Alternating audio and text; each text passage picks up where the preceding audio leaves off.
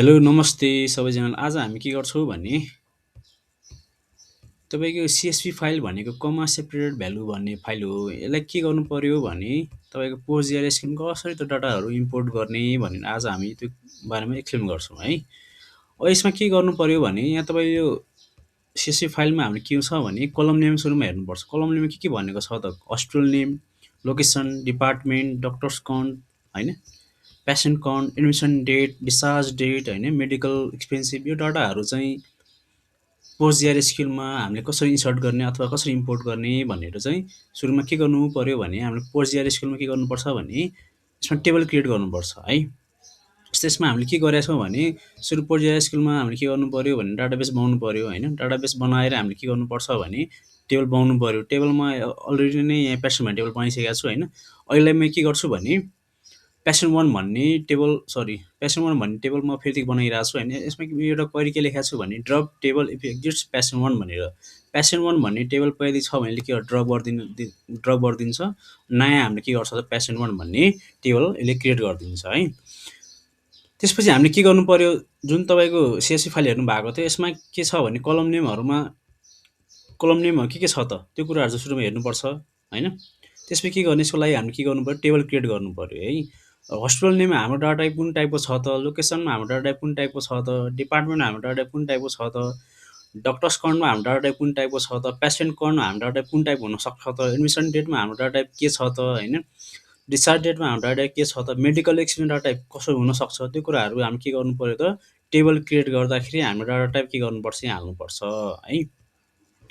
अब हामी create table गर्दाखेरि हामी सिन्ट्याक्स के हो त क्रिएट टेबल नेम होइन। अहिले मैले के गरिरहेको छु टेबल नेम भने पेसेन्ट 1 भने दिइरहेको छु होइन। त्यसपछि के गर्नु पर्यो, कलम नेम के थियो त हाम्रो हस्पिटल नेम होइन। हस्पिटल नेममा हाम्रो के छ डाटा टाइप यहाँ मैले भ्यारक्यार दिइरहेको छु, साइजको 100 सेट गरिरहेको छु भनेको। भ्यारक्यार भने के हो भने भेरिएबल क्यारेक्टर, यो भनेको डाटा टाइप हुने भयो होइन। स्केलमा 100 भने के हो तपाईँको म्याक्सिमम लेन्थले के गर्छ 100 क्यारेक्टरबाट स्टोर गर्न सकिन्छ है। लोकेसन पनि के आयो त भ्यारक्यारै छ होइन। भ्यारक्यार भनेको भेरिएबल लेन्थ हुने भयो होइन। यसले के गर्छ भने 50 डाटा हामीले के गरिरहेको छ स्टोर गरिरहेछ। म्याक्सिमम लेन्थै हाम्रो कति भयो त यहाँ 50 हुने भयो। डिपार्टमेन्ट पनि हाम्रो डाटा टाइप के छ भ्यारक्यारै हुन्छ। तर डक्टर्स काउन्टमा हामीले के हुने भयो इन्टिजर डाटा टाइप हुने भयो। पेसेन्ट काउन्टमा पनि हामी इन्टिजर डाटा टाइप हुने भयो। एडमिसन डेटमा हामीले के छ त है, CSV फाइलमा हामीले के छ त यो डेट फर्मेटमा हामीले के दिएको छ त डाटाहरू इन्सर्ट भएको छ। त्यही भएर यहाँ के गर्नु पर्यो भने हाम्रो डेट भन्ने डाटा टाइप लेख्नु पर्यो होइन। डिस्चार्ज डेटमा पनि हाम्रो डेट भन्ने डाटा टाइप लेखेको छु मैले होइन।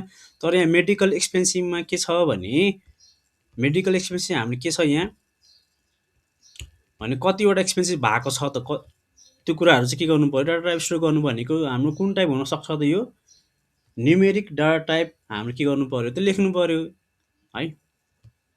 अब मैले यहाँ के गरेको छु भने मेडिकल एक्सपेन्स डेसिमल 10,2 भनेको के हो भने तपाईँको म्याक्सिममले 10वटा डिजिट स्टोर गर्न सकिन्छ। तर त्यो बाहेक 2 भने के हो भने and 2 digits after the decimal point भनेको जस्तै तपाईँको एक्सएल फाइलमा कतिवटा डिजिट छ त एउटा 2वटा 3वटा 4वटा 5वटा होइन। त म्याक्सिममले के गर्छ त डटभन्दा अगाडि 10वटा डिजिट स्टोर गर्ने भयो, डटभन्दा पछाडि के गर्छ तपाईँको 2वटा डेसिमल पोइन्ट आउने भयो। त्यही भएर यहाँ के गर्नु पर्यो भने हाम्रो डाटा टाइप के हुन्छ तपाईँको डेसिमल, त्यो भनेको न्युमेरिक डाटा टाइप हुने भयो। 10,2 भनेको 10वटा डिजिट स्टोर गर्न मिल्छ।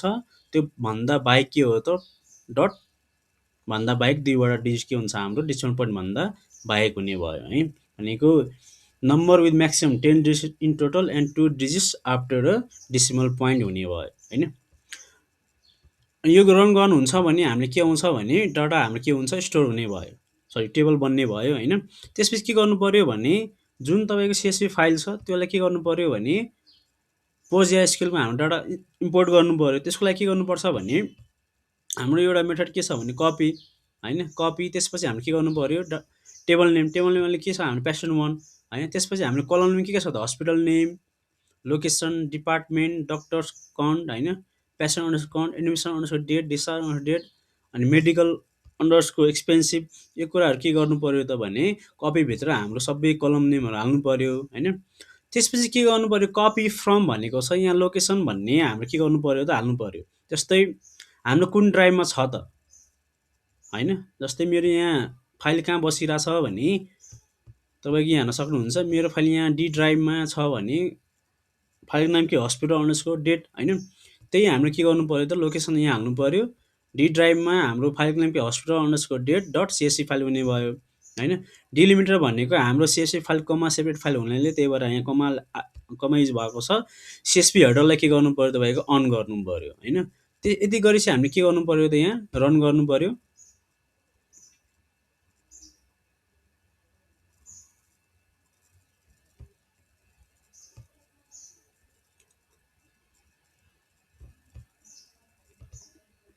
ल रन गर्दाखेरि हामी के देखाइरहेछ तपाईँको टेबल पेसेन्ट डजन्ट एक्जिस्ट भनेको छ। हाम्रो के भयो त कपी 100 स्टोर हुने भयो। डाटा आउटपुटमा हेर्दाखेरि त्यसपछि के गर्ने त क्वेरी के हो त select star from table name. Table नेममा के छ हाम्रो पेसेन्ट 1 भन्ने छ होइन। अब रन गरौँ त के आउँदो रहेछ।